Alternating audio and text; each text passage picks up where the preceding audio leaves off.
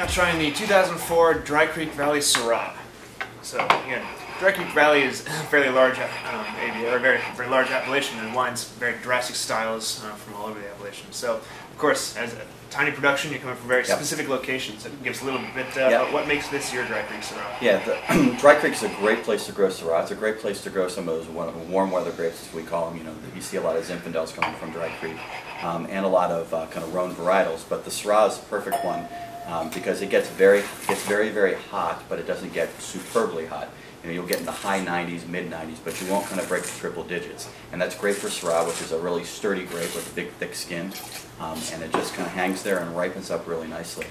The vineyard that who we work with is called Unti, and he's somewhat known for his deft touch with Rhone varietals, and Syrah being something that he's got largely planted there. And we source from 2 blocks within his vineyard, 2 kind of hand-picked blocks, 10 rows each. But both the blocks are very, very different in terms of what we think they bring to the wine.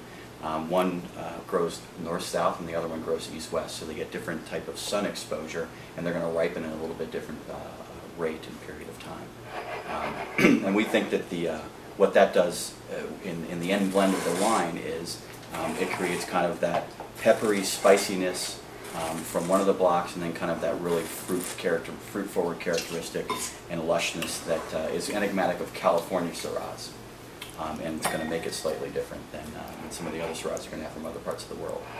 I guess it's kind of interesting to really sort of pick out, you said, it's being farmed, or the gentleman, what his name is? George Unti. George Unti. So he mentions works really well with Rhone varietals, and I think a lot of times California Syrahs can get incredibly overblown and heavy and overpowerful, and he really brings it back and keeps that really nice white pepper spice going on. There's some really nice sort of baked ham, hints of smoked bacon things, which are qualities that you find a lot more out of your more famous Rhone wines, and it's something you don't see. I think, I personally know, somewhat of an older world palate preference, but I think it's something you don't see often enough in California. I really like finding that in a wine. Yeah, I agree with you 100%. I mean, obviously, a varietal needs to be expressive of, and it needs to taste like the varietal.